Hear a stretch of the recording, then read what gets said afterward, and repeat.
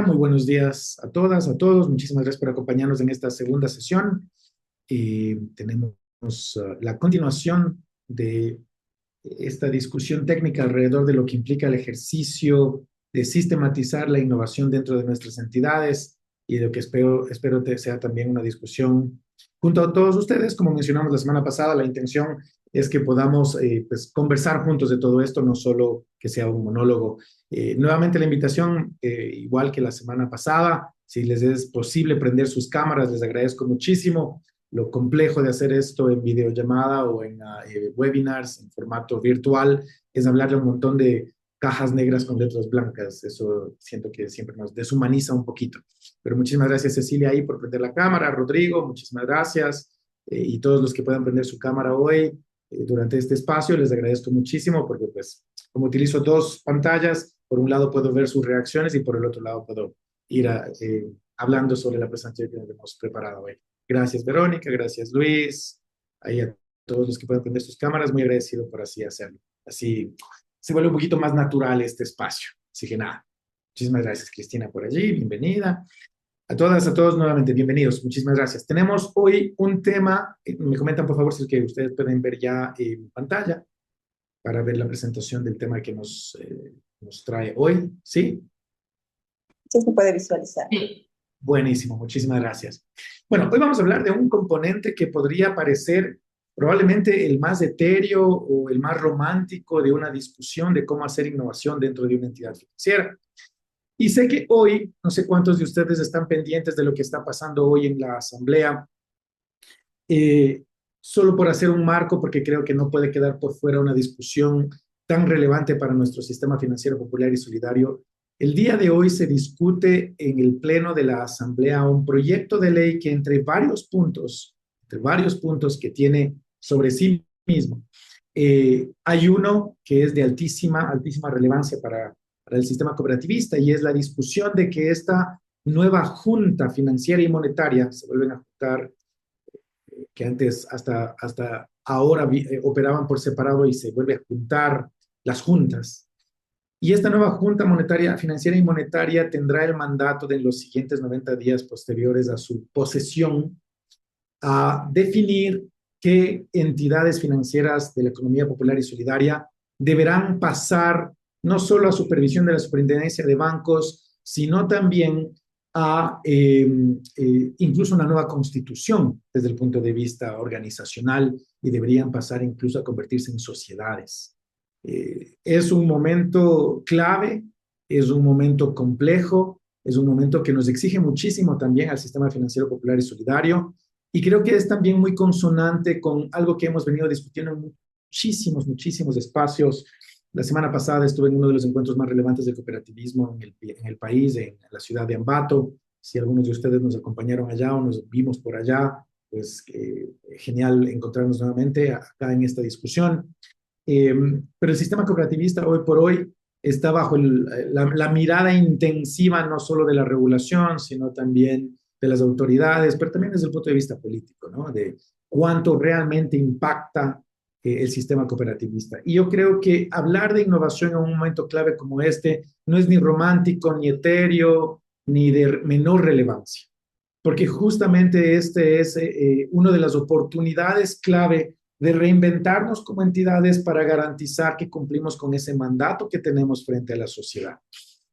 Las cooperativas no tienen el mismo fin social que la banca privada y es allí donde tenemos gigantescas oportunidades de garantizar que operamos bajo ese mandato, que servimos a nuestro público bajo ese mandato y que innovamos también bajo ese mandato. Pero algo que hemos aprendido a lo largo y ancho de los últimos años trabajando en el sector cooperativista, personalmente, un sector al que le tengo muchísimo cariño, vengo de la banca privada, pero pues me apasiona trabajar en este sector, por eso es que me llama mucho la atención lo que va a pasar el día de hoy en la tarde cuando se discuta este proyecto de ley que tiene un montón de artículos, pero hay uno específico apuntando al sistema cooperativista. Creo que hoy es más, insisto, hoy es urgente que tengamos esta discusión sobre cómo innovar. Y una de las grandes barreras para innovar en el sistema cooperativista es su cultura. Es la cultura organizacional que existe dentro de las cooperativas. Y por eso hoy quiero hablar, a pesar de que el programa exigía que hoy hablemos de cultura, hoy quiero hablar justamente de este componente que es durísimo cuando hablamos del cambio dentro de nuestras entidades. Si ustedes recuerdan algunos de los hallazgos que presentamos la semana pasada, los temas culturales formaban parte de dos de las cuatro grandes barreras. Primero, la aversión al cambio que tienen las autoridades, que tienen los líderes dentro de la organización, incluso a veces el resto de la organización. Y segundo, esas estructuras hiperrígidas que están más centradas en el control que en la evolución de la organización. Y desde allí parecería ser que hablar de gestión del cambio, de innovación, de una cultura distinta, podría parecer casi que un sinsentido o una dar cuesta arriba.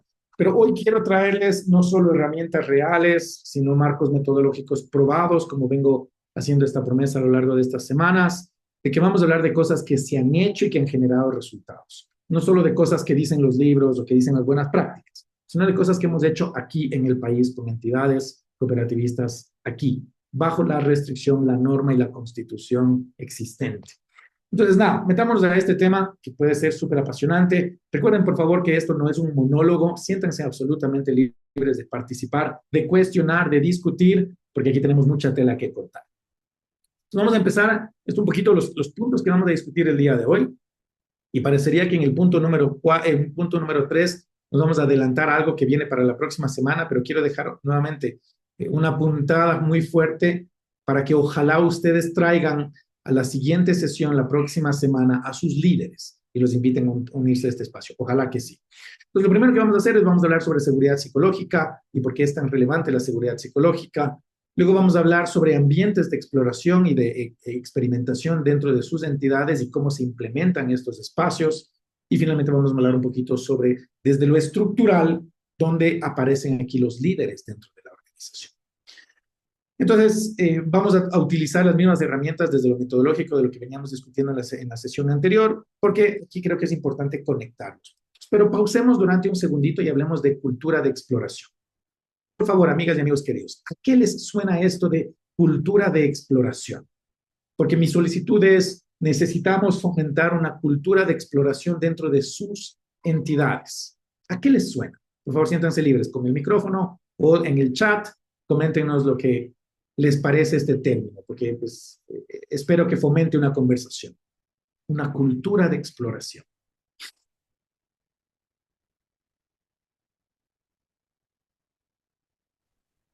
Estimado Guillermo, buenos días. No sé si puedo tal vez hablar. Claro que sí, no te veo, pero te escucho. Así que Sí, estamos sin las cámaras, así que, bueno, te comento más o menos, bueno, de acuerdo a lo que tú comentas, me pareció muy buena tu introducción acerca de lo que nos tenemos como objetivos las cooperativas. Bueno, mi nombre es Luis Rubio, soy de Visandes y creo que vas por el bienvenido. camino correcto, vas por el camino correcto. Creo que como cooperativas tenemos que empezar a clarificar nuestro futuro porque en realidad las condiciones que tenemos en estos momentos cambiaron y lógicamente viene atado a dos temas importantes, normativa y estrategia. Entonces creo que por ahí van los dos temas importantes. Pero lo que tú acabas de mencionar es tener esa capacidad y esa resiliencia de las cooperativas y tal vez dejar en el pasado cosas que ya funcionaron a su debido tiempo y ahora tenemos que centrarnos en el futuro, porque recordemos que el futuro ya vienen otras personas, es una estrategia diferente. Entonces, tal vez es explorar nuevas formas de llegar y acercarnos a nuestros socios de una forma distinta, sin perder la cercanía que debemos tener, pero aplicados un poco más acerca de la tecnología. Creo que por ahí, creo que es algo importante que nosotros debemos apuntar como líderes cooperativas para llegar a un mercado que sigue siendo importante, pero creo que también nosotros tenemos que tener la capacidad de cambiar acerca de lo que nos están indicando. Entonces es importante conversar con los socios y escuchar a nuestros socios de lo que ellos gustan y lo que desean, para nosotros también explorar nuevas formas de tener productos y servicios que estén relacionados directamente a ellos, ¿no? Porque a la final ellos son nuestros mandantes. Muchísimas gracias, querido Luis. Sí, efectivamente, estamos en un momento coyuntural, un momento súper fuerte. Tuve como la semana pasada tuve la oportunidad de dar una conferencia justo al arranque de este encuentro del cooperativismo y pues no pensé que estaba tan cerca el momento coyuntural y pues ya llegó, está aquí, está frente a nosotros. Y el factor cultural dentro de nuestras organizaciones va a imprimir velocidad o va a convertirse en un lastre y va a desacelerar esas oportunidades de reinventarnos hacia el futuro. Y estoy totalmente de acuerdo. Muchísimas gracias, querido Luis. ¿Alguien más que quiera comentarnos a qué le suena esto de cultura de exploración? ¿Y por qué creen que es relevante hoy en nuestras cooperativas? Siéntanse totalmente libres de aportar, así como hizo Luis.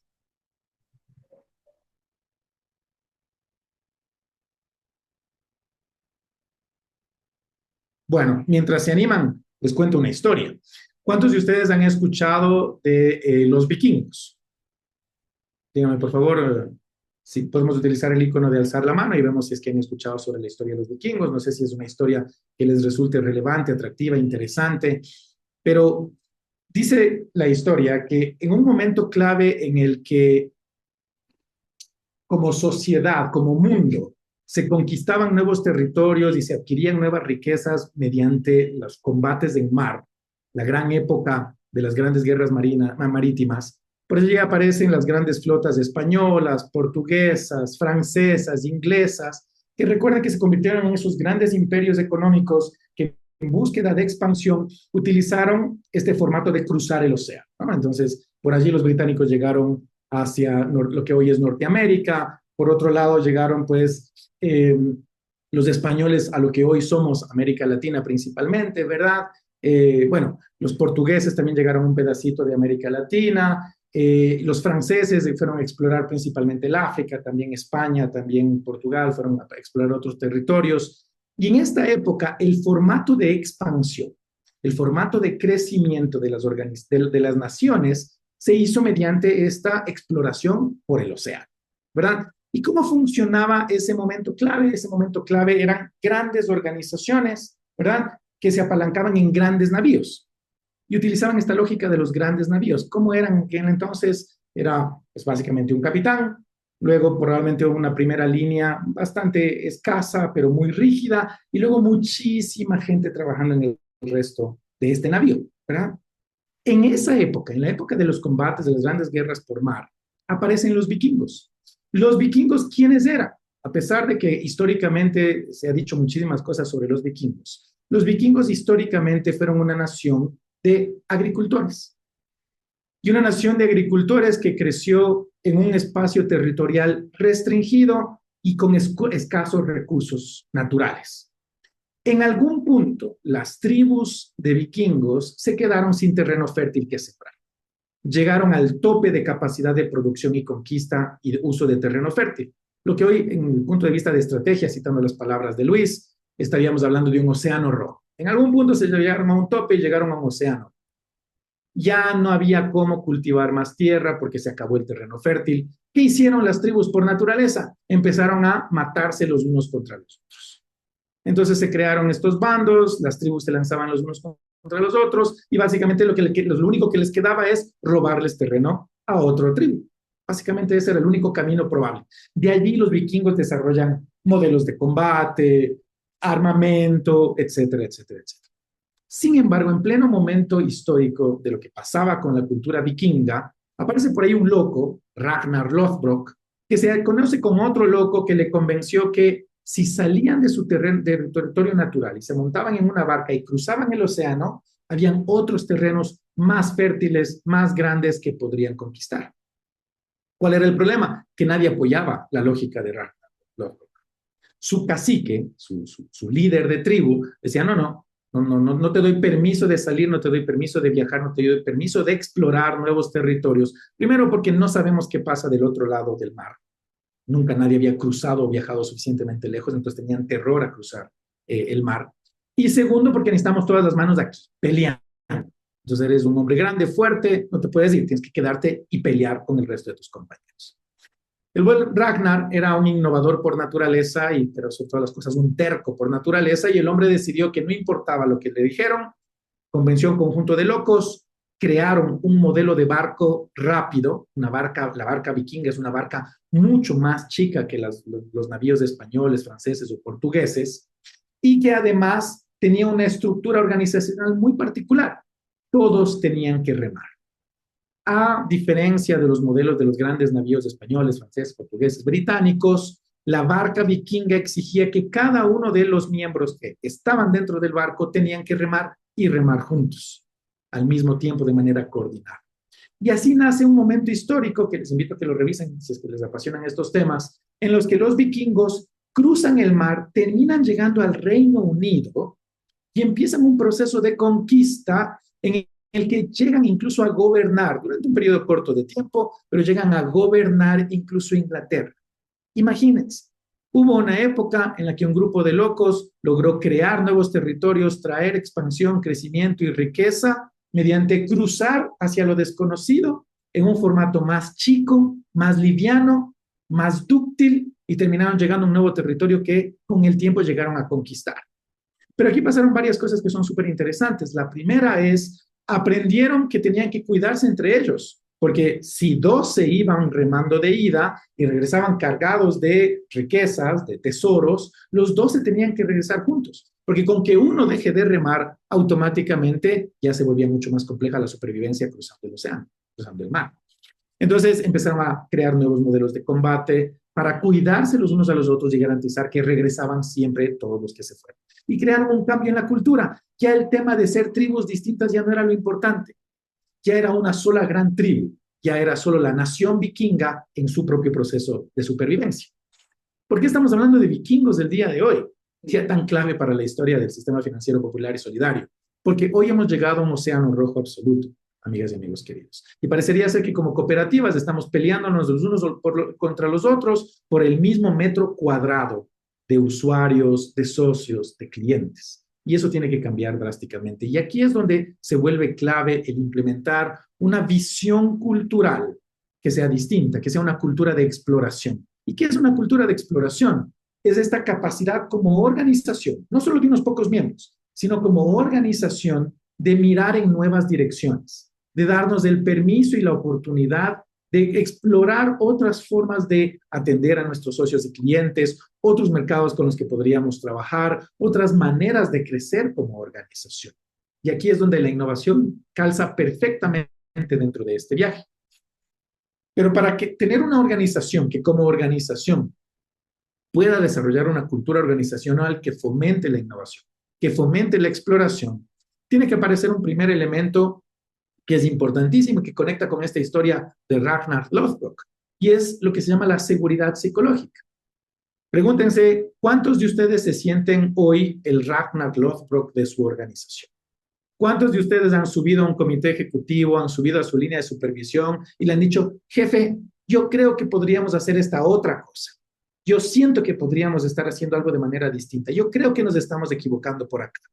¿Y qué les pasó? Lo mismo que le pasó a Ragnar, que vino su cacique y le dijo, no, negado, dedíquese a lo que le contratamos, póngase a hacer a lo que le trajimos y no se ponga a hacer preguntas difíciles porque no tenemos espacio para eso. No vamos a cambiar las cosas, póngase a hacer. Tal vez a veces no es tan duro como literalmente pues una decisión administrativa de impedir cualquier cosa nueva, a veces más bien es todo el sistema alrededor de la organización que termina ralentizando, que termina demorando todos estos esfuerzos, estos ejercicios de innovar, de reinventarnos, de cambiar. Pero esto pasa muy a menudo. Y por eso cuando hablamos de cultura de exploración, lo primero que tiene que haber dentro de una organización es lo que se llama seguridad psicológica en el ambiente laboral. ¿Han escuchado ustedes de este término, la seguridad psicológica?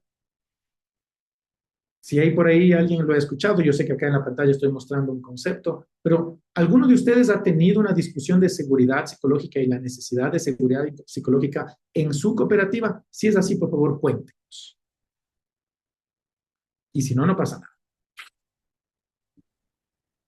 ¿Puedo participar nuevamente? Señor, por favor.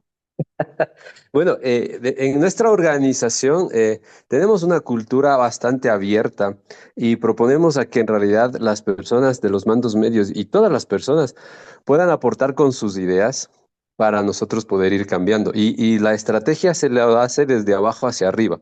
Entonces nosotros estamos en una proporción de escalera. Recogemos las ideas que nuestros colaboradores, con el principio de nuestros socios, comentan y proponemos, pero también hay colaboradores que presentan modelos tecnológicos y que se hace la propuesta, se los define en comité y se los aprueba de acuerdo a una de acuerdo a un estudio previo que lógicamente se da. Pero sí, no hemos tenido eso como seguridad psicológica, pero lo hacemos de otra forma. O sea, la palabra Buenísimo. no la tenemos, pero a través del proceso puede ser el mismo. Perfecto, está perfecto. El término finalmente es secundario al resultado. Y el resultado es lo más importante. Gracias, Luis, por compartir. Pero aquí yo quiero hablarles de lo que implica seguridad psicológica desde la estructura organizacional o desde la cultura organizacional que deberíamos fomentar. Como bien nos decía Luis, la seguridad psicológica busca que cualquiera de nuestros colaboradores sepa, tenga garantizado que está en una organización, está en una entidad en la que puede proponer nuevas ideas, nuevos conceptos, incluso puede comentar de cosas que necesitan cambiarse y tenga garantizado que no va a haber una consecuencia negativa a sus comentarios o a sus intenciones de cambiar las cosas. Y aquí les quiero contar algo que hemos hecho a lo largo y ancho del sistema cooperativista. El año pasado levantamos un diagnóstico de madurez en innovación con 386 entidades participantes y dentro del diagnóstico levantamos una pregunta y esa pregunta decía literalmente, en mi entidad se permite el error como parte del aprendizaje. Y les voy a decir que la gran mayoría, el grueso de quienes respondieron esa encuesta y por lo tanto representaron al grueso de las cooperativas a lo largo y ancho del país, la respuesta fue no, no es el caso. Porque parecería ser que le tenemos terror a esta palabra error, ¿verdad? Le tenemos un miedo absoluto a la palabra error y lo que el error puede llegar a significar. Entonces, claro, primero está la posición personal, la posición individual. Yo colaborador, yo individuo, yo experto, yo dueño de mi cargo, de mi responsabilidad, de mi área, jamás voy a darme la oportunidad de cometer errores, porque cometer errores por naturaleza significa que no sé hacer mi trabajo. Suele haber ese primer juicio personal, ¿verdad? Pero luego también está ese miedo de que al cometer un error, mi línea de supervisión, mis pares, mis autoridades, las personas de encima, desde lo jerárquico, vean en realidad ese error como un riesgo o como una expresión de falta de experticia de mi lado o incluso de impericia de mi parte que podría ser negativo para la organización. ¿Por qué? Porque en ocasiones anteriores de seguro en la organización alguien intentó hacer algo distinto, se equivocó, falló y el resultado natural fue que fue castigado por ese. ¿Correcto? Entonces, el error típicamente dentro de nuestras organizaciones, especialmente siendo entidades financieras, por cultura solemos ir más hacia el control y menos hacia el error. Pero creo que aquí es importante discutir del tipo de error que debemos fomentar dentro de nuestras organizaciones.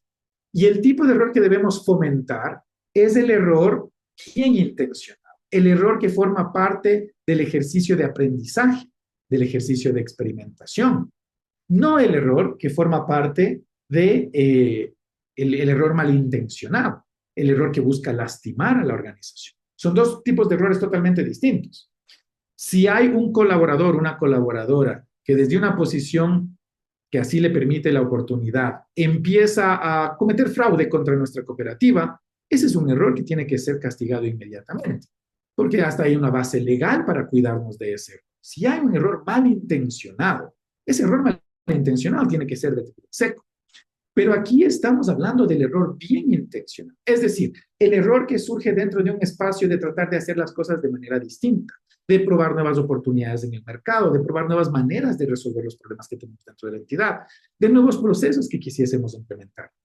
Si estamos en una organización donde se castiga todo tipo de error, incluso el error bien intencionado, el error que forma parte del aprendizaje, entonces seguridad psicológica no hay.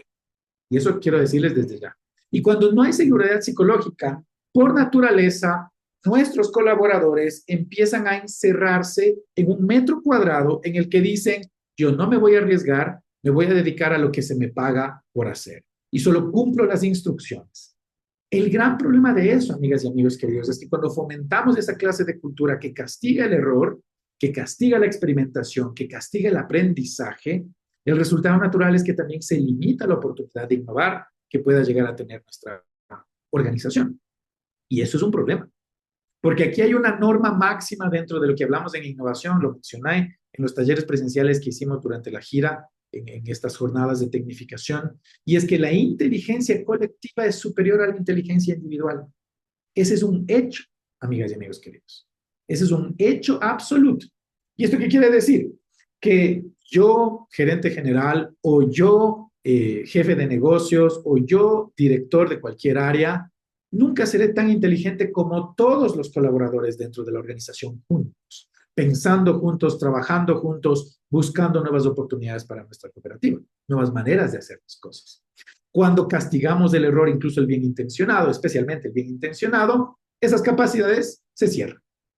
¿Por qué? Porque cada colaborador va a quedarse en su espacio seguro, no va a arriesgarse, no va a tomar estos pasos hacia afuera para tratar de hacer cosas de manera distinta.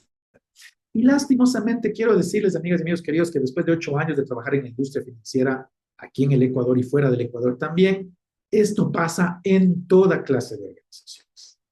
En toda clase de organizaciones. Y muy a menudo viene por alguna situación, algún ejercicio en el que algún colaborador intentó hacer algo de manera distinta, no salió bien, fue reprimido, fue castigado por eso y quedó una suerte de memoria dentro de la organización.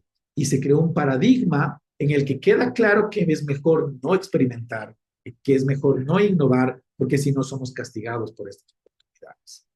Y eso lastima profundamente a la organización, lo voy a decir una y mil veces. Por eso es importantísimo, importantísimo todo lo que vamos a discutir el día de hoy. Porque además, la cultura no es algo que se exige dentro de una organización.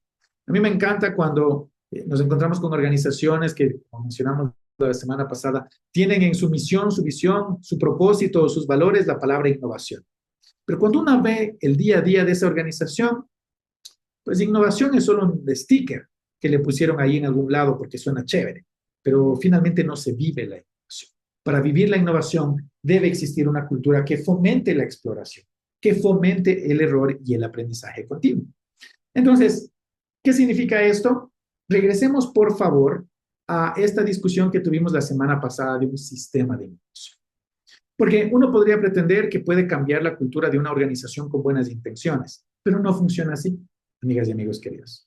El cambio cultural dentro de una organización no es el resultado de una decisión grupal o de la buena voluntad de todas las partes.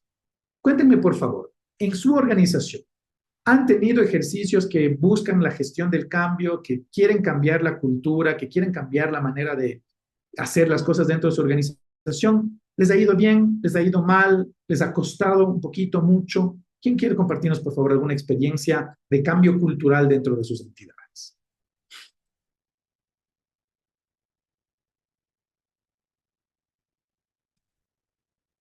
Hola, ¿qué tal? ¿Cómo están? Jorge Ortiz les saluda, de Hola, La Jorge, Dolorosa. bienvenido. ¿Qué tal? A ver, yo les comento una experiencia que tuve hace 3 años, ¿no? Cuando recién cogí la administración de la cooperativa, decían que había una cultura de más de 20 años que no se podía cambiar. Y me allané a algunas experiencias del pasado y de pronto a ciertas técnicas. Y lo que normalmente se hace es cuando uno llega, se presenta a la institución o se presenta a los colaboradores uno a uno. Yo no hice eso. Yo mandé un oficio donde le solicité a todos los jefes de área cómo estaban trabajando, no de acuerdo al manual de procedimiento, sino cómo estaban trabajando en la realidad, cuáles eran los problemas actuales, cuáles eran sus conclusiones y sus recomendaciones. En contexto de eso les di una semana, me enviaron la información, la leí, los reuní a todos en la sala de conferencias y comencé a intercambiar diálogo y ahí comenzaron a verse que no es que no te quería atender el área 1 al área 2, sino que también tenía sus problemas, entonces comenzaron a comprenderse, comenzaron a haber comunicación y aunque suene bastante ilógico, en cuestión de una semana comenzó a haber un cambio porque ya comenzaron a entrar en conciencia de que efectivamente la comunicación es necesaria y de que efectivamente faltaba sinergia, faltaba solamente el intérprete de que conecte ese puente, de que yo también tengo problemas, yo también tengo necesidades, pero yo también te puedo ayudar. Entonces, eso comenzó a ser un cambio de cultura bastante acelerado y actualmente estamos muy bien. Buenísimo, Jorge. Qué gran experiencia y muchísimas gracias por compartirla. Y fíjense, pequeñas acciones pueden empezar a crear cambios importantísimos dentro de la organización, pero dentro de lo que tú hiciste, vienen varios componentes que son realmente importantes. Y el primero es, para que una organización cambie, el liderazgo tiene que querer cambiar. Esta es la realidad, amigas y amigos queridos. El cambio cultural dentro de una entidad no es, ahí Bisandes nos contaba que ellos construyen la estrategia de abajo para arriba y es un ejercicio totalmente válido, pero el cambio cultural no pasa de abajo hacia arriba. Muy a menudo me he topado con organizaciones donde en la capa operativa, hasta en la capa táctica, todos tienen claros que la organización tiene que cambiar. Todos tienen claro que las cosas tienen que ser distintas. Pero si en la capa estratégica, en el liderazgo, no se toma la decisión de hacer las cosas de manera distinta, difícilmente pasan las cosas. Casi que es imposible que pasen las cosas. Y por eso es que la sesión de la próxima semana es un espacio creado, diseñado exclusivamente para que inviten, por favor, ojalá a miembros de sus consejos, ojalá al presidente del consejo administrativo, ojalá al gerente general o la gerente general de su organización y que nos acompañe porque queremos hablar sobre la necesidad de nuevo liderazgo dentro del sector. Hoy más que nunca, hoy con la coyuntura presente, es urgente que tengamos líderes que quieran cambiar y que hagan, por ejemplo, lo que Jorge muy bien mencionó, crear nuevas maneras de trabajar. La cultura dentro de una organización cambia no porque, supongamos en el caso de Jorge, pudiste haber llegado a tu puesto y haber dicho, señores, desde mañana esta organización tiene que ser más eficiente, más innovadora, más ágil. Listo, póngase a hacer. Y bueno, de orden administrativa no pasa, porque los equipos ahí abajo seguían peleándose entre ellos y seguían siendo estas tribus vikingas que se peleaban por el mismo metro cuadrado. Lo que hiciste, Jorge, de manera muy inteligente, es crear nuevas formas de trabajo. Y las nuevas formas de trabajo implican, por ejemplo, la colaboración. Fíjense ustedes, algo que decimos mucho, pero que se puede hacer con relativa simplicidad. Desde la gerencia general se hizo una invitación y casi una instrucción para colaborar entre áreas. Y colaborar entre áreas implica que nos quitamos las camisetas, porque a veces creo que hemos creado también estas tribus internas dentro de las organizaciones. Y entonces empezamos a pelearnos entre áreas. Y el negocio contra el riesgo, y la operación contra tecnología, y el uno contra el otro. No, no, amigas y amigos queridos, es una sola cooperativa, es una sola organización, y juntos tenemos que salir allá afuera. Piensen otra vez en esta experiencia de los vikingos. Cuando los vikingos se peleaban entre ellos, se les acabó el terreno fértil para crecer. Cuando se unieron y salieron a conquistar nuevos territorios, hubo un crecimiento espectacular en la historia de los vikingos. Entonces, pensemos en qué podemos hacer para colaborar dentro de la organización. Pero insisto muchísimo, y por eso la próxima semana solo vamos a hablar con líderes. No significa que no los espero a ustedes, por favor, espero que estén todos ustedes.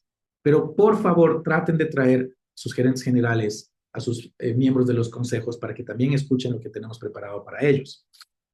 Cuando existen nuevas formas de trabajar, lo que dice la técnica es que la gestión del cambio es el resultado de que hay nuevas herramientas que fomentan nuevos hábitos y estos nuevos hábitos crean una nueva cultura. Fíjense ustedes, esa es la fórmula de la gestión del cambio, la más sencilla que puede haber. Nuevas herramientas que fomentan nuevos hábitos, que generan nuevos comportamientos. Porque ¿qué es cultura? ¿Qué es cultura organizacional? Me parece que la mejor manera de describir la cultura organizacional es todo lo que pasa cuando nadie nos ve. Todo lo que pasa cuando el gerente general o la gerente general no está caminando por los pasillos. Cómo vive la organización, cómo respira, cómo se mueve, cómo actúa en el día a día. Y a veces la conversación de pasillo es más fuerte que cualquier decisión estratégica que se tome dentro de la organización. A veces puede ser que salimos de un consejo, de un comité, y salimos todos diciendo, sí, este es el plan, para allá vamos, pero ya regresamos a la conversación del pasillo y en la conversación de pasillo nos echamos pullas, nos lanzamos dardos, le quitamos autoridad a otro miembro dentro de la organización y creamos este ambiente hostil o este ambiente que te va en detrimento del crecimiento de la organización. Por eso, otra vez, es necesario tener una estructura que fomente el cambio. Y aquí regresamos a la conversación que yo les proponía la semana pasada de la relevancia y la importancia de tener este sistema de innovación. ¿Por qué es importantísimo este sistema de innovación? Pues básicamente por esto que veníamos discutiendo la semana pasada, y es que cuando hay primero, un marco de acción claro, es decir, tenemos claro el por qué debemos reinventarnos, para qué tenemos que reinventarnos, podemos definir mejor el cómo vamos a reinventarnos. Y entonces responder a estas preguntas va a dar paso a que tengamos un modelo de gobernanza que sea eficiente. Pero como ese no es suficiente, luego tenemos que bajar a tener procesos reales. Procesos reales, lo que mencionó Jorge dentro de su participación. procesos reales no son lo que está en nuestros manuales, amigas y amigos queridos. Seamos muy francos. Primero, muy a menudo tenemos, no sé, entre procesos, macroprocesos, procesos y subprocesos y luego bajados a políticas y procedimientos, podemos llegar a cientos y cientos de documentos. Y esos documentos parece que pasamos más tiempo en redactarlos que en vivirlos. Y parecería ser que para cuando terminamos de redactarlos, ya se volvieron obsoletos por naturaleza. Ya es medio inútil el procedimiento porque ya en la práctica pasaron tantas cosas que ya no es útil. ¿Qué terminan haciendo las personas? Viviendo un proceso no escrito, no registrado, no documentado, que muy a menudo también tiene unas falencias importantes, pero como es la manera como estamos acostumbrados a trabajar, allí nos quedamos. Por eso es importantísimo el pensar en nuevos procesos y que estos nuevos procesos nos ayuden a gestionar. Porque además los procesos tienen que ser vivos, amigas y amigos queridos. Los procesos tienen que estarse dinamizando de manera continua. Ahora, el viaje de gestión por procesos es un viaje complejo, pero mi invitación va a ser siempre implementar varios procesos clave que fomenten esta evolución continua dentro de la organización. Y ahora en un minuto vamos a hablar sobre recursos, pero importantísimo este tema de cómo la cultura se moldea por nuevos hábitos que vienen como resultado de nuevas herramientas, ¿correcto? De nuevas maneras de hacer las cosas. Y aquí es donde necesitamos crear una estructura que fomente la innovación, que fomente la exploración. ¿Dónde aparece esto? Acá, en las células, las tan famosas células de innovación. Y hay organizaciones que usan este modelo, hay organizaciones que prefieren no utilizar este modelo. Yo estoy aquí para defender este modelo por una sola razón, porque funciona y funciona espectacularmente bien. ¿Pero en qué consisten estas células de innovación?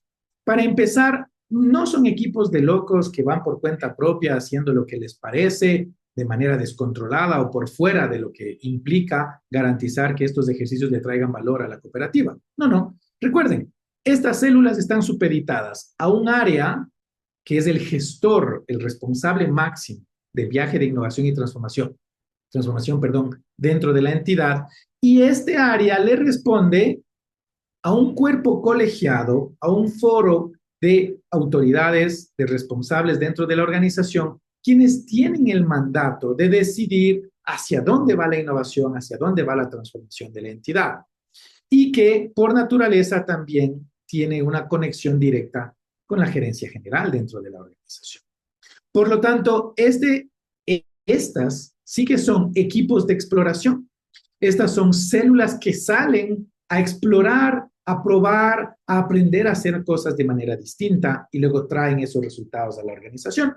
Permítame explicarles un poquito de algunos componentes que debería tener una célula de innovación, porque sé que allá afuera se dicen muchísimas cosas sobre cómo implementar estas células. Hay el gran modelo McKinsey, por ejemplo, en el modelo McKinsey se implementan muchísimas células de tiempo dedicado que pasan trabajando día y noche en un nuevo proyecto. El modelo McKinsey no necesariamente es malo, pero es muy exigente para las organizaciones. Les lanzo aquí un dato rápido. Banco Pichincha, el banco más grande en Ecuador, compró el modelo McKinsey, esto es información pública, no estoy siendo infidente, compró el modelo McKinsey y trabajó durante camino a 5 años con el modelo McKinsey para montar todo su programa de transformación. McKinsey recomendó la implementación de células de tiempo completo dedicadas de lleno a hacer este viaje de innovación y de transformación dentro del banco, y cada célula tenía entre 10 y 12 personas. ¿Cuánto le costó al banco cada célula? Cada célula solo en costos de nómina y en recursos de operación para esa célula costaba más o menos $250,000 por año. $250,000 por año. En algún punto nació un ejercicio que se llamó el Centro Digital y el Centro Digital tuvo 20 células de tiempo completo. Imagínense ustedes. Entonces estamos hablando de más o menos 250 personas, pero a un costo de $250,000 por cada célula. Solo en el Centro Digital, Pichincha estaba utilizando más o menos $5 millones anuales en el viaje de lo que esto significa. Es un presupuesto gigantesco. Probablemente la gran mayoría de nuestras entidades no tienen un músculo de ese tamaño para invertir en innovación, ¿verdad? Y por eso el modelo de McKinsey es un modelo muy exigente, muy pesado para implementar en entidades. Hay otra serie de modelos que funcionan espectacularmente bien, pero nuestra recomendación es sí hay que crear equipos que tengan la atención y el foco, incluso si es parcial.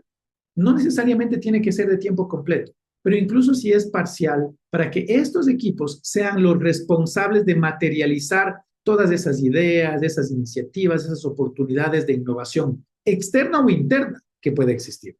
Recuerden, por favor, el comentario que nos hizo Lore Muñoz de la OSCUS la semana pasada de diferenciar la mejora continua de la innovación. Bueno, ojalá innovación sea ese apetito incluso más atrevido de que queremos probar cosas nuevas, construir cosas nuevas dentro del mercado, ¿verdad? Entonces, aquí, ¿qué hace sentido dentro de una lógica de una célula de innovación? Bueno, lo primero es que estos equipos, veámoslos como equipos que fueron creados o son creados para la experimentación. Es decir, son equipos diseñados para salir y experimentar. ¿Qué tres condiciones mínimas deberían tener estos equipos? Porque aquí es donde empieza a hacer ruido dentro de lo organizacional. Lo primero, sí o sí, tienen que ser equipos interdisciplinarios. Nos encantan crear equipos de trabajo dentro de cada área de la organización, cada área de la cooperativa. El problema de esto es que normalmente solemos trabajar en silos dentro de las cooperativas. A menos que ustedes me digan que su cooperativa, este es un problema que ya se resolvió exitosamente. La gran mayoría de cooperativas con las que hemos tenido la oportunidad de trabajar tienen todavía una cultura que se basa mucho en silos. Y entonces, cada área, a veces nos encontramos con áreas que son hasta dueñas de sus propios proyectos. Y el proyecto se gestiona desde el punto de vista de administración de recursos, incluso a la interna del área. Pues hemos encontrado cooperativas que ni siquiera tienen una oficina de proyectos y esta oficina, y entonces cada área es dueña de sus proyectos, sus iniciativas, sus recursos, su marco de tiempo, su implementación. El problema es que ahí, bajo esa lógica, los proyectos no se hablan entre sí y muy a menudo, y esto se los digo con absoluta certeza, muy a menudo nos hemos encontrado con organizaciones que tienen proyectos muy parecidos en distintas áreas.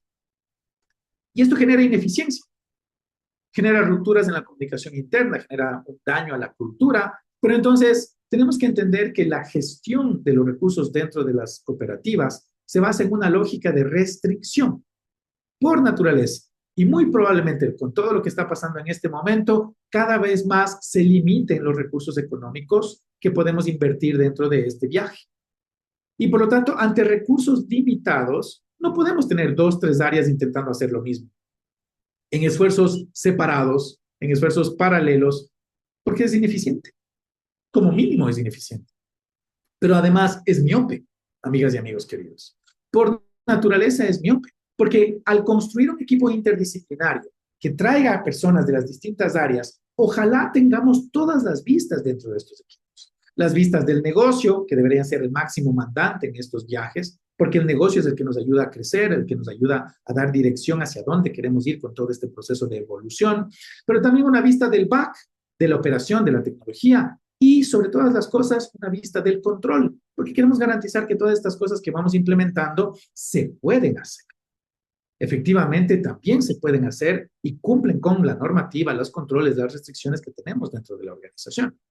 Entonces, este es el primer elemento. Es vital que si vamos a tener equipos de trabajo que buscan implementar nuevas oportunidades, nuevas iniciativas, esos equipos de trabajo tengan una vista de toda la organización y que aprendan a trabajar entre toda la organización.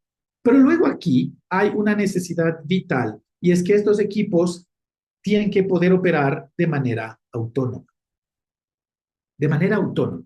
Piensen, por favor, qué hubiese pasado si el buen Ragnar Lodbrok se montaba en esa primera lancha vikinga, iba a mar abierto y a mitad del mar, el resto de sus compañeros de viaje le decían, oye, Ragnar, no estamos llegando a ningún lado, se viene una tormenta gravísima, muy probablemente vamos a morir, ¿qué hacemos?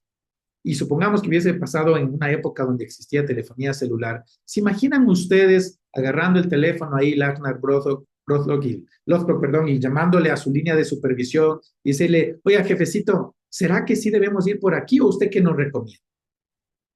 Sería terrible. Sería gravísimo, porque su línea de supervisión primero no estaba ahí presente, no sabía qué es lo que estaba pasando. Y segundo, ese equipo no tenía el ancho de banda, no tenía el tiempo para ponerse a dudar de cuál era el siguiente paso. ¿Qué nos ha pasado cuando implementamos células dentro de las cooperativas hoy por hoy? Y es que a menudo la organización dice, sí, perfecto, le aprobamos que Pepito y que Lolita y que Roberto se junten en la célula de innovación. Pepito viene de riesgos y Lolita viene del negocio y Roberto viene de tecnología. Y sus líneas de supervisión nos aprobaron que entren a la célula. Pero cada vez que la célula quiere hacer algo, Pepito tiene que subir a pedir permiso, Lolita tiene que subir a preguntar, Roberto tiene que ir a preguntar. El resultado natural es que esa célula no camina. Y el problema es que con el tiempo esa célula se va enfriando. Y esas ganas de hacer las cosas de manera distinta se van apagando a través del tiempo. Y en algún punto las células de innovación no hicieron nada, no implementaron nada. Fue súper emocionante avisar de las células, comentar de las células, hasta probablemente formar parte de las células al inicio, pero no pasó nada. Cero impacto. Por lo tanto, nosotros hemos llegado a implementar modelos en los que quienes participan de las células tienen la suficiente autonomía, primero las capacidades y segundo la suficiente autonomía para poder hacer que las cosas pasen, para tomar decisiones, para implementar esas soluciones de las que quieren trabajar. Y no solo y únicamente para conversar, porque si son reuniones solo para conversar, no monten células, amigas y amigos queridos. No armen equipos interdisciplinarios y esos equipos no van a tener la autoridad para trabajar. Y recuerden, todo esto queda supeditado a este modelo de gobernanza. La célula no es que se manda sola. La célula tiene que formar parte de un viaje de estructura, de gobernanza, que permite que las células tengan un mandato claro para hacer este viaje de exploración. Lo segundo, que es absolutamente vital, estas células necesitan recursos para experimentar. ¿Qué es lo que nos pasa muy a menudo? Normalmente cuando estructuramos el presupuesto, y yo sé que ya empezamos la discusión del nuevo plan estratégico, pronto en los siguientes meses ya vamos a empezar a hablar del plan estratégico. En el plan estratégico hablaremos después del POA y con el POA vendrá el presupuesto 2026. Y todo parecería ser que todo lo que ponemos en el presupuesto 2026 se escribe en piedra y luego no se puede tocar. Y no importa si algunas áreas dejan recursos sin utilizar u otras áreas necesitan más recursos. Vea, lo que se puso en el presupuesto es sagrado, se escribió en piedra, no se puede tocar. Pero muy a menudo cuando regresamos a ver el presupuesto, y esta ha sido una discusión que he tenido con muchas cabezas financieras de entidades, no solo en el cooperativismo, en la banca, en el mundo asegurador también. Los financieros le tienen terror a botar plata. Y está bien, está perfecto, ese es su trabajo, esa es su responsabilidad. En realidad le pagamos a un buen financiero para que cuide los recursos de la organización. Pero cuando hablamos de innovar, de experimentar, de explorar, es necesario crear una cuenta de gasto, sobre todo al principio, porque no sabemos cuánta plata vamos a recuperar de un presupuesto que se cree para experimentar, para innovar. No sabemos, al principio no sabemos, y muy probablemente, sobre todo el primer año, hasta el primer año y medio, es probable que toda la plata que pongamos en experimentos se pierda. No se recupere ningún solo dólar de la plata que ponemos allí. Y por eso es importantísimo tener una conversación para que dentro del presupuesto esta área cuente con un rubro para experimentación, para implementar experimentos. Y estos experimentos no necesitan traer un retorno financiero, al menos al inicio. Y la organización debe darse el permiso de tener ese espacio, de experimentar, de probar cosas. Algunas saldrán bien, otras van a fracasar, pero aprenderemos de esos fracasos y probaremos con los nuevos aprendizajes, ¿verdad? Entonces, aquí es importante que exista un presupuesto. Y entonces, aquí nace una pregunta que surge muy a menudo en los espacios técnicos que tenemos ya con cooperativas, y la primera es, ¿cuánto presupuesto se debe poner para innovar? No hay una cifra, amigas y amigos queridos. Hay distintas fórmulas, hay varias fórmulas que hemos implementado dentro de las organizaciones, pero la fórmula va a venir muy conectada al apetito. Es decir, si estoy en una entidad que realmente quiere innovar y que no solo lo dice, pero lo quiere vivir, muy probablemente la entidad le va a poner más recursos. El ponerle más recursos, más presupuesto, más manos, más personas, por naturaleza va a acelerar el viaje. No es fórmula garantizada, pero obviamente se necesitan recursos dedicados para poder hacer este viaje, sobre todo en lo económico. Si no hay presupuesto, créanme que no hay manera de innovar. No sé cuántas veces he escuchado esta aseveración de no, pues innove, sea innovador incluso con el presupuesto. No, no. Se necesita presupuesto para innovar, porque se necesita presupuesto para experimentar, para tratar de llevar adelante estas iniciativas. ¿Cuán grande es ese presupuesto? Hay distintos rubros. El banco Bradesco, uno de los bancos más grandes de Latinoamérica, tiene un presupuesto de $600 millones para innovación. ¿Cuántos de nosotros podemos tener ese presupuesto? Bueno, casi que no conozco a nadie en toda Latinoamérica que tenga ese tamaño de presupuesto. Conozco otras organizaciones como Grupo Financiero Bolívar da Vivienda, que tiene un presupuesto aproximado de entre 70 y 80 millones de dólares. Localmente hay organizaciones con presupuestos mucho más chicos, pero normalmente recomendamos que exista una fórmula para el presupuesto de innovación. ¿Cuál es una buena fórmula? La buena fórmula puede venir conectado a un porcentual de los ingresos que recibimos en un año, o un porcentual de la rentabilidad que esperamos a lo largo del año, del margen que esperamos a lo largo del año, o un porcentual de las inversiones que hacemos en tecnología. Entonces, por ejemplo, la norma dice, la buena práctica dice que las organizaciones más innovadoras suelen dedicar al menos el 10% de su presupuesto de inversión tecnológica en innovación. Es una buena forma, es una buena figura. ¿Qué les puedo contar de una de las entidades con las que hemos trabajado? Una entidad decidió poner el 0,75% de los ingresos anuales.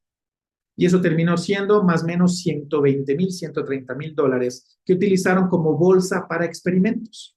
Era un presupuesto que no se entregó al área de innovación. Era un presupuesto que el área de innovación al que podía acudir para poder implementar estas células y que estas células tengan un rubro sobre el cual podían trabajar en distintas iniciativas. Entonces, allí también súper importante garantizar que existen recursos para testear todas estas iniciativas. Pero finalmente, el verdadero viaje de una cultura de exploración, amigas y amigos queridos, tiene que ver con esta lógica de fallar rápido y fallar barato. Por lo tanto, el error forma parte integral de este viaje. ¿Qué significa fallar rápido y barato? Estas células, especialmente al inicio, van a empezar un viaje hacia lo desconocido. Y en este viaje hacia lo desconocido es solo natural que el proceso implique errores, que el proceso implique iniciativas que al principio no parecerían tener mucho sentido y que vayan cometiendo distintos errores. Aquí lo que hay que buscar es que estas células fallen rápido y fallen barato. No es que el presupuesto de innovación tiene que ser de muchos ceros a la derecha y hay que gastarse toda esa plata. No, no, no. Normalmente nosotros recomendamos experimentos que ojalá no superen los 3 a 5 mil dólares en costos.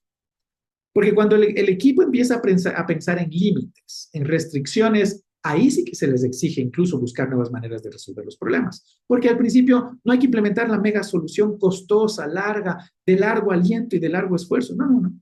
Sino, ojalá, ejercicios más acotados. Ahí en lo metodológico hay muchísimas herramientas para hacer este famoso proceso de lanzar un producto mínimo viable, por ejemplo. Y el producto mínimo viable es una manera muy acotada de testear una solución allá afuera. Design Thinking es otro marco metodológico que nos ayuda a prototipar rápido, a validar rápido, a testear rápido para saber qué está entregando valor y qué no está entregando valor. Y aquí entran muy, muy de lleno los marcos ágiles, porque los marcos ágiles como modelo de trabajo para la célula logra dos cosas. La primera, colaboración entre todas las áreas. Pero la segunda también trae a la mesa un ejercicio en ciclos muy cortos, en ciclos semanales o quincenales, los equipos tienen que ir validando, dando de baja lo que no sirve y mejorando lo que sí está funcionando. Esto se llama la entrega de valor continua dentro de los marcos ágiles. Entonces, cuando hay este ejercicio rápido de experimentación y validación, la célula empieza a generar progresos cada vez más acelerados. Le creemos muchísimo a esta lógica y esta lógica ha tenido casos importantes de impacto dentro de las organizaciones. Pero recuerden, por favor, que estas células nuevamente no viajan solas, viajan dentro de un modelo de gobernanza que permite estructurar la toma de decisión, los presupuestos, los recursos asignados, el modelo incluso administrativo para que todas las partes estén involucradas, tengan el permiso de operar y puedan implementar esas soluciones cada una de estas células. Yo sé que hasta acá esto puede sonar bastante etéreo, no solo etéreo, puede sonar bastante romántico, pero quiero hablarles de cosas que han sucedido y que funcionan. O sea, quiero compartir con ustedes solo un caso de los muchos que hemos llegado a implementar con mucho éxito y que nos alegran muchísimo, de cosas, de historias que tenemos para contar. Esto acá es algo de uno de nuestros clientes con quienes hemos trabajado mucho durante los últimos años y es la cooperativa Padre Julián Lorente. Si hoy nos acompaña alguien de la Julián, pues bienvenido y con todo gusto puede refutar lo que voy a contar acá si fuese el caso. ¿Qué pasó en la Julián Lorente? Implementamos este mismo viaje de innovación y lo que encontramos es que había una oportunidad y una necesidad afuera de diseñar mejores soluciones financieras para su público, para su audiencia. ¿Qué hizo la organización? Lanzó un desafío a lo largo y ancho de toda la organización, lo que se llama un Innovation Challenge en nuestro modelo, y en el Innovation Challenge se pudieron apuntar colaboradores de cualquier parte de la organización. Pero luego estos colaboradores creaban células de innovación, y estas células de innovación estaban conformadas por colaboradores que venían de distintas partes, de tecnología, de la operación, del negocio, de procesos, de las distintas áreas. Creaban estos equipos, recibieron las herramientas metodológicas del acompañamiento necesario por el equipo de innovación, por el refuerzo que pudimos traer nosotros a la mesa, y estos equipos luego tenían que salir a la calle. No es que se sentaban entre ellos a pensar en soluciones. Salieron a la calle, hablaron con las personas, en este caso salieron a explorar qué más se podían hacer por las mujeres socias cabezas de hogar en la ruralidad, y dentro de eso llegaron a crear una solución, en este caso la solución ganadora del Innovation Challenge de ese momento, del año pasado, si no me equivoco, se llamó la Yapita, que fue un producto financiero con condiciones específicas para mujeres cabezas de hogar en la ruralidad, que entendía sus necesidades, que entendía sus retos, que entendía sus restricciones y que le traía mucho valor a esas mujeres socias. Y el resultado natural de esto fue que en un ejercicio de toda la organización, luego recibieron incluso un premio, un reconocimiento que ayudó a que este equipo implemente su solución, pero también se cree esta cultura de exploración. Porque hoy puedo decir con mucha alegría, la Padre Julián Lorente es una cooperativa que fomenta la innovación a lo largo y ancho de toda la organización. Esto es un viaje. Por si acaso, si por ahí quiere decir alguien por allí, bueno, pero entonces, ¿por qué la Julián no se ha comido todo el mercado? Bueno, esto ya es decisiones de cada organización y cuánto quieren crecer y cómo quieren crecer. Pero la razón por la que les cuento un caso con nombre y apellido es para demostrar que estas cosas sí se pueden hacer, que estas cosas pasan y tienen un impacto profundo en la organización. Y por eso hoy este es un ejercicio de toda la organización. Ahora los colaboradores saben que pueden acercarse a su línea de supervisión, involucrarse con un proyecto de innovación, asistir al área de innovación y transformación y formar parte de una célula de innovación que va a salir a explorar, a experimentar, a construir nuevas soluciones. De allí, por ejemplo, salió algo que le permitió a la Julián ganarse la semana pasada un premio de inclusión financiera que se llama Cooperativismo en Acción, que fue una solución que literalmente busca cuidar a aquellas personas asalariadas que forman parte de sus socios y que tienen un problema en ciclos de pago porque su patrono no les pagó a tiempo y termina generándoles un daño en su salud financiera. Y entonces crearon una solución que se apalanca en el hecho de que reciben su nómina dentro de la organización. Y salió de otro ejercicio de innovación. Y así han habido muchos impactos que ha generado el viaje de innovación dentro de la Julián. Pero lo realmente importante es el impacto cultural que ha tenido dentro de la organización, dentro de la cooperativa. ¿Por qué cuento este caso, insisto, con nombre y apellido? Porque creo que es importantísimo aquí traer las realidades que se pueden implementar. Igual, la Julián es una cooperativa del segmento 1, es una cooperativa que tiene las mismas restricciones sobre las que opera todo el sistema financiero popular y solidario, pero ha ido viajando profundamente en este ejercicio de transformarse y ya van por su año 3 y estamos muy contentos con todo lo que está pasando. Pero aquí quiero conectar con el último punto de lo que nos traía a la conversación de hoy, y es el profundo involucramiento que tiene el liderazgo. Solo para que ustedes le pongan ahí nombre y apellido. Si ustedes logran ver mi puntero láser, acá, a quien estoy apuntando, a quien aparece en la foto justo a mi derecha, es el presidente del Consejo Administrativo. Un hombre que, no porque nos una hoy una amistad como resultado del trabajo que hemos hecho, un hombre que se involucra constantemente en todos los ejercicios de innovación que hace la cooperativa. Y por acá, el gerente general, otro hombre, Juan Carlos Freire, otro hombre que se involucra continuamente en todo el ejercicio de innovación, que ha sido un sponsor clave en el viaje de innovación de la cooperativa. A veces incluso librando distintas batallas internas para garantizar que existan recursos, para garantizar que existan los controles necesarios y que toda la organización haga el viaje de la innovación. Pero por acá aparece también la cabeza de tecnología, querido amigo Boris, la cabeza del negocio, nuestro querido amigo Mario, y hay distintos actores a lo largo y ancho de la organización, la cabeza de talento humano, y todos estos actores, desde el liderazgo, profundamente comprometidos con el viaje de innovación. Y esto no es por venderles credenciales, esto es para contarles que se puede hacer, que se puede lograr dentro de la organización. Jorge nos contaba de un ejercicio propio que tienen dentro de su cooperativa. Luis hace un momento nos comentó de su propio modelo de cómo lo vienen haciendo dentro de su cooperativa. Hay muchas maneras de enfrentar este reto. Lo importante, amigas y amigos queridos, en este segundo módulo que queríamos traer a la mesa, es esta discusión de la relevancia de fomentar un cambio cultural. Se puede hacer, se debe hacer, que creo que es la conversación más importante hoy por hoy dentro de la organización. Y cuando se hace, el impacto es espectacular. Querido Jorge, por favor, atento a tus comentarios. ¿Cómo estás, Guillermo? ¿Qué tal? Sí, efectivamente, yo puedo dar testimonio de los compañeros de la cooperativa Padre Lorenti. Eh, Ellos incluso fueron a visitar a nuestra cooperativa y yo siempre están en actividad. Yo creo que dos transversales importantes dentro de el contexto que tú lo estás haciendo muy bien y nos lo estás compartiendo es la proactividad y es la información. Cuando nosotros sembramos eso en nuestra arquitectura mental, vemos que cada elemento de la organización, por más sencillo y humilde que sea, es una fuente de información que puede generar a converger de manera estructurada en un cambio. ¿Por qué? Porque ya los directivos ya tienen metodología de investigación. Entonces ya pueden generar o conectar las fuentes secundarias con fuentes primarias. Fuentes secundarias, datos históricos, información histórica ya comprobada científicamente, y fuentes primarias que son la exploración en campo, ¿no? Entonces, es muy importante ver a cada uno de los integrantes de nuestras instituciones como una fuente de información que está directamente involucrado con el día a día, con el campo, y eso genera esa sinergia que nosotros estamos buscando justamente para la innovación. Mi comentario, estimado Guillermo. Muchísimas gracias, querido Jorge. Me encanta porque acá lo estamos demostrando. Estos equipos tuvieron que nutrirse de información que existía dentro de la cooperativa para entender exactamente cuál era la situación presente, cuáles eran las oportunidades en el mercado y finalmente salir a hacer su propio relevamiento de información.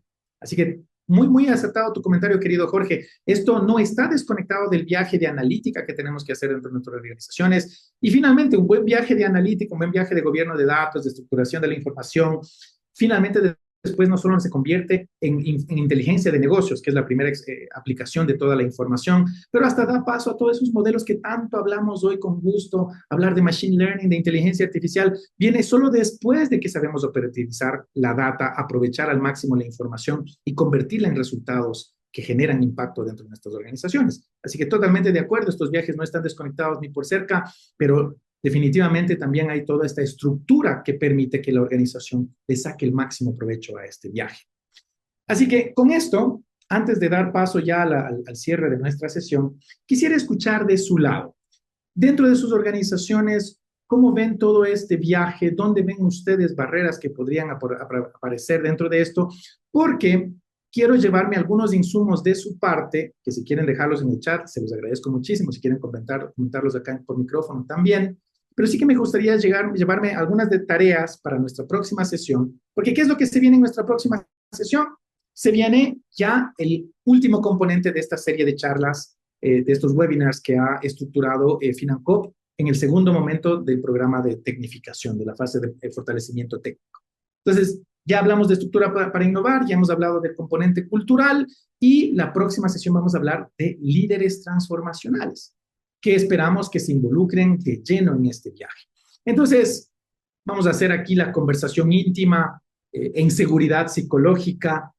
¿Qué mensajes clave deberíamos traer a esta conversación la próxima semana? ¿Qué les gustaría a ustedes decirles a sus líderes? Pero que lo diga yo, porque entonces ahí no hay riesgo de que ustedes se metan en líos, ¿verdad? ¿Qué creen ustedes que les gustaría transmitir como mensajes clave en base a lo que hemos discutido en estas últimas dos sesiones? Y si quieren decirlo o ponerlo en el chat, siéntanse en absoluta libertad de así hacerlo. Que además yo me llevo todos los mensajes del chat para trabajar en esos mensajes clave. ¿Hay algo que les gustaría decirles a sus líderes para que esto pase dentro de sus organizaciones? Bien, me encanta. Que se involucren en los procesos. Genial, Cristina. ¿Qué más? El modelo de autoridad horizontal es más beneficioso que el vertical. Buenísimo. Estructura y jerarquía. Perfecto. ¿Qué más debemos decirles a nuestros líderes la próxima semana? Tal vez pienso que sería importante que, obviamente hay un líder máximo que digamos es la gerencia, pero también hay las diferentes unidades o departamentos que se oriente también ese liderazgo fuerte hacia ese nivel jerárquico medio, digamos así, porque obviamente La gerencia sí puede motivar a todo el equipo, pero quien en verdad logra cambios, y hemos visto en nuestra institución, son los líderes de cada proceso, es decir, los jefes de cada área. Entonces sí necesitamos que Totalmente. los mandos medios también estén muy empoderados. Buenísimo, Verónica. Muchísimas gracias por ese comentario. Para mí, los mandos medios son el hijo sándwich. Yo soy hijo sándwich y por eso hago este comentario. El hijo sándwich no es ni el primero que fue pues el consentido, ni el último que ya los agarró cansados a los papás, ¿no? Sino el hijo sándwich. Y típicamente dice la estadística que el hijo sándwich es el más ignorado. Los mandos medios también no son los máximos decisores ni son los que implementan, sino son los que tienen la responsabilidad de conectar estos dos momentos clave dentro de la estructura. Y muy a menudo los mandos medios a veces se convierten en la barrera para el cambio. Pero es natural por su situación, ¿no? Porque tienen muchas exigencias y muy poca cancha también para implementar cambios. Pero estoy muy de acuerdo con lo que acabas de mencionar, querida Verónica. Este viaje sí nace en la cabeza, pero se materializa en los mandos medios y finalmente en el resto de la organización. Así que también me llevo ese comentario. Súper válido. Por acá Vanessa nos dice que la participación para el cambio sea compartido por todos y no recargar a una persona, sí y otras no, hacerlos partícipes porque así no va a ocurrir. Totalmente de acuerdo.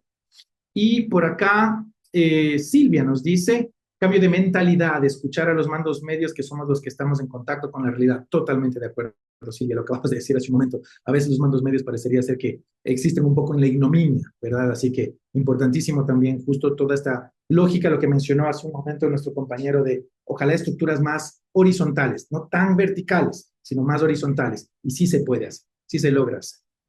¿Algo más que les gustaría que llevemos a esta consideración la próxima semana?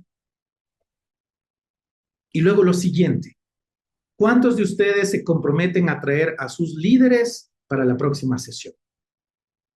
Si ustedes me dicen, Guillermo, es que 1 hora y media es demasiado, pero yo le puedo traer media horita, la primera media horita sí lo puedo comprometer a mi gerente, a mi gerenta, a mi presidente de consejo, le sacamos el máximo provecho a esos 30 minutos y luego nos quedamos nosotros. Pero ¿cuántos de ustedes le ponen la firma hoy y dicen, vea, yo consigo al gerente la próxima semana? Un ratico, pero lo consigo para que esté en este espacio. Podemos levantar la mano si requieren. Sí, sí, sí, por favor, hagamos una votación rápida. ¿Cuántos nos comprometemos con traer a nuestros líderes la próxima semana? Yo sé que es difícil, sé que el tema de las agendas es gravísimo, créanme, porque vivo peleando por agendas dentro de las gerencias. Y sé que esto es una cosa que hay que pedir a veces hasta con semanas o meses de antelación. Bien, ya tengo 4, 5 por allí, 6, buenísimo, 7. Ya con eso me caso. Yo con eso tengo más que suficiente. Si traemos 6 gerentes la próxima semana, esto fue un hit. Esto fue un hit. Porque así funcionan los contagios. Las gripes funcionaron así. Acuérdense cómo nos pasó en COVID. Necesitamos que unos poquitos se contagien y luego el resto se... Si 6 gerentes escuchan lo que tienen que escuchar la próxima semana y le cuentan a otros 6 gerentes, créanme que este mismo año todos los gerentes habrán escuchado estas cosas clave que necesitamos que escuchen. Así que nada, la próxima semana, recuerden por favor, el grueso de la conversación va a estar pensado para nuestros líderes y cuál es esta responsabilidad que ellos tienen desde esta tarea de pues, liderar el cambio, liderar la evolución de nuestros servicios financieros, especialmente en este momento tan coyuntural. Así que desde allí vamos a garantizar que el material se concentre muchísimo en eso. Recuerden, por favor, aquellos que todavía no nos han dejado su información de contacto, siéntanse totalmente libres de dejarnos la información de contacto en la cajita del chat para transmitirles también todos estos materiales que hemos estado discutiendo. Y recuerden, por favor, que al cierre de este viaje, en coordinación con el equipo de la caja, tienen ustedes la oportunidad de estructurar sesiones 1 a 1. Si después ustedes quieren tener estas sesiones 1 a 1 directamente, pues solo hay que estructurarlo con el equipo de Financo. ¿De acuerdo? Así que nada, Angie. Perfecto. Muchísimas gracias, justamente Guillermo. Gracias a todos por participar. Y estamos en la segunda clase de innovación. Y este es un viaje, como bien lo comentaba Guillermo, que todos tenemos que poner ahínco, todos tenemos que poner responsabilidad, sobre todo responsabilidad y sostenibilidad con nuestros propios recursos. Es importante también tener el apoyo de la gerencia. Por ende, justamente nos comentaban, hay muchos gerentes que se unieron el día de hoy, para los cuales les damos nuestra felicitación y agradecemos por su participación. Adicionalmente, en el chat interno, nuevamente nuestro equipo técnico va a poner el enlace para que ustedes puedan tener su certificado de participación. Agradecerte nuevamente, Guillermo, y recordarles a todos que la cita es el 2 de julio. Nuevamente estaremos aquí para la siguiente clase de innovación con sus gerentes respectivos. Un abrazo a todos y que tengan un excelente día. Muchísimas Muchísimas gracias, gracias a Guillermo. todos. Un lindo día.